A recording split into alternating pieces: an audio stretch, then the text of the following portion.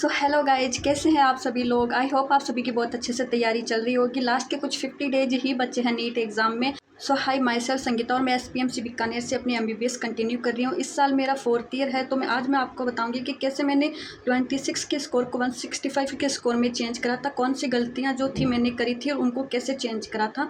तो आज जो का वीडियो जो होने वाला है उसमें 26 से 165 का स्कोर बताऊँगी कि कैसे मैंने अचीव करा है। पता है, एक टाइम था जब मेरे भी बहुत कम मार्क्स आते थे, मुझे भी फिजिक्स बिल्कुल समझ नहीं आती थी, सर समझाते रहते थे लेकिन मुझे कुछ पल्ले नहीं पड़ती थी। तो आज मैं बताऊंगी कि आपको किस तरह से स्टडी करनी है, कुछ लास्ट के 50 डेज में क्या स्ट्रेटजी अपनाए कि अपने अच्छे स्कोर हो सके, 150 प्लस स्कोर हो सके। तो उसके लिए आज मैं आपको बताऊंगी कि आपको कौन कौन सी मिस्टेक्स अवॉइड करनी है। प्रॉब्लम जो सभी नीट एस्पायरेंट्स फेस करते हैं कि सिर्फ थ्योरी पढ़ के रह जाते हैं और उन्हें लगता है कि अपन नीट एग्जाम में डायरेक्ट क्वेश्चन कर लेंगे। अब यहाँ वो क्वेश्चन प्रैक्टिस करने रहे हैं, उनकी हैबिट बनती नहीं है, तो अपन डायरेक्ट वहाँ नीट एग्जाम में कर नहीं पाते हैं और यहाँ फिर अपन मॉक टेस्ट में नहीं कर पाते हैं। तो ये अपनी जो गलती होती है कि अपन थ्योरी पढ़ के डायरेक्ट मॉक टेस्ट में क्वेश्चन सीधे ही करने लग जाए, तो ये नहीं करना, क्योंकि खुद से क्वेश्चन प्रैक्टिस करना बहुत इंपॉर्टेंट होता है। इससे अपनी हैबिट बनती है, सबसे पहले हैबिट बनती है, फिर अपन को कॉन्फिडेंस आता है, क्योंकि बार बार जब क्वेश्चन गलत होकर फिर सही सही होने लग जाते हैं ना, तो अपन को कॉन्फिडेंस मिलता है कि हाँ मैं कर सकता हूँ। तो आप सभी को सबसे पहला चेंज ये करना है कि सिर्फ आपको थ्योरी ही नहीं पढ़नी है, उस थ्योरी के बाद कॉन्सेप्ट क्लियर करो, जो सर ने क्वेश्चन करवाए हैं उनको खुद से प्रैक्टिस करो, फिर आपको PYQ सॉल्व करना है। और PYQ पे ही डिपेंड नहीं होना है कि हाँ PYQ को लेकर आप सेफ जोन में चले गए कि हाँ PYQ कर लिए तो अपन नीट एग्जाम में कर लेंगे, ऐसा नहीं है। उसके अलावा भी आपको 100+ क्वेश्चन प्रैक्टिस करनी है, हर एक चैप्टर की 100+, जितने मैक्सिमम हो सके क्वेश्चन प्रैक्टिस करो, क्योंकि क्वेश्चन प्रैक्टिस से आपको हर तरह के क्वेश्चन का पता चलेगा, हर तरह के कॉन्सेप्ट का पता चलेगा। तो आपको ये करना है सबसे पहले। लेकिन आपको सिर्फ PYQ के ऊपर डिपेंड नहीं होना है, PYQ के अलावा भी 100+ क्वेश्चन सोल्व करने हैं। मैं अपनी तरफ से मिनिमम 100+ क्वेश्चन बता रही हूँ, आपको जितने मैक्सिमम हो सके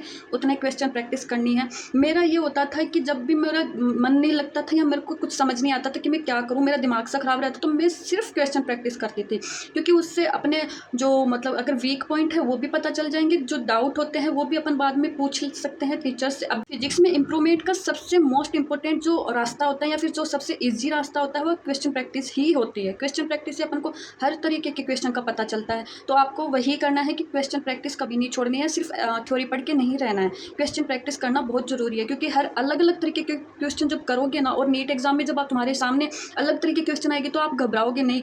एंड सेकेंड ये होता है कि आपको क्वेश्चन में फॉर्मूला अप्लाई करना नहीं आता, आपको नहीं पता चल रहा है कि कौन सा फॉर्मूला इस पर अप्लाई होगा। तो मैं मोस्ट और सिंपल सा स्टेप बताऊंगी कि आप जो जिस चैप्टर के रिगार्डिंग जो क्वेश्चन आया है उस चैप्टर के सारे फॉर्मूला उस पर अप्लाई वहीं लिख लो या फिर ना अपने दिमाग में सेट कर लो। और उसके बाद ये देखो कि उस क्वेश्चन में क्या क्या वैल्यू दी गई है, जो फॉर्मूला उस वैल्यू के अकॉर्डिंग मैच होता है वो अप्लाई करो, आपको क्वेश्चन का आंसर जरूर मिलेगा। क्योंकि मोस्ट ऑफ ऐसे ही होता है कि डायरेक्ट फॉर्मूला बेस्ड क्वेश्चन आते हैं, कुछ ही ट्रिकी क्वेश्चन आते हैं, तो उन ट्रिकी क्वेश्चन के चक्कर में आप फॉर्मूला वाले डायरेक्ट क्वेश्चन को ना इग्नोर मत करो या फिर उनको खराब मत करो। और अब रही बात फिजिक्स की NCERT की, तो अब इतना ही टाइम है कि आप क्वेश्चन प्रैक्टिस कर सकते हैं मैक्सिमम और अपने फॉर्मूला रिवाइज कर सकते हैं, कॉन्सेप्ट क्लियर कर सकते हैं।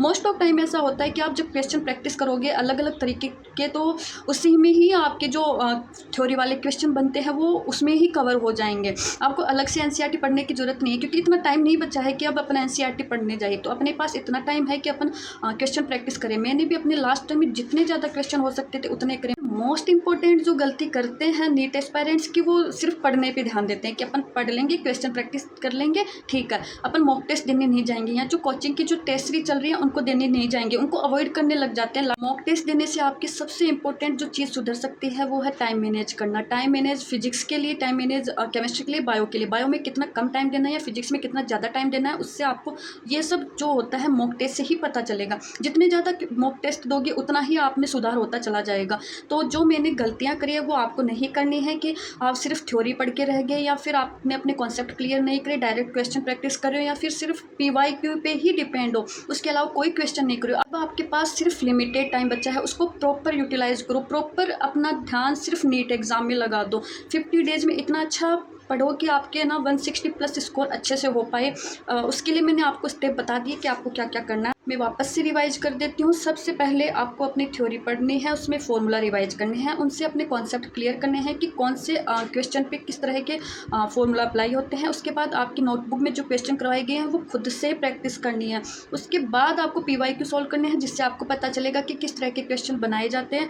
एंड उसके अलावा भी आपको 100+ क्वेश्चन करने हैं। उसके लिए आप ना USS जो मैंने करी थी वो कर लेना चाहिए, या अपनी कोचिंग के जो मॉड्यूल्स होते हैं वो कर सकते हैं। और सबसे लास्ट इंपॉर्टेंट जो है आप गलती करते हैं मॉक टेस्ट छोड़ना, वो कभी मत करना। मॉक टेस्ट हमेशा देना है। अभी जो तुम्हें फिजिक्स डिफिकल्ट लगती है ना, मैं गारंटी के साथ कह सकती हूँ, अगर आप कंसिस्टेंसी फॉलो करो मैंने जो बताया है, तो आपकी 160+ स्कोर लाना कोई इम्पॉसिबल बात नहीं है। और सबसे ज़्यादा स्कोर पता है मेरा 165 इससे मैं फिजिक्स में ही रहा। सो गाइज, जो मैंने आपको मिस्टेक्स अवॉइड करने के लिए कहा है वो आपको करना है। आपको मॉक टेस्ट देने हैं, सिर्फ थ्योरी पे नहीं रहना है। इसी तरह कंसिस्टेंसी के साथ में अगर पढ़ते गए, क्वेश्चन प्रैक्टिस करी, फॉर्मूला रिवाइज करा, अपनी थ्योरी कंप्लीट करी, कॉन्सेप्ट क्लियर करे, तो 160+ स्कोर लाना कोई इम्पॉसिबल नहीं है। मैंने करा है तो आप भी कर सकते हो।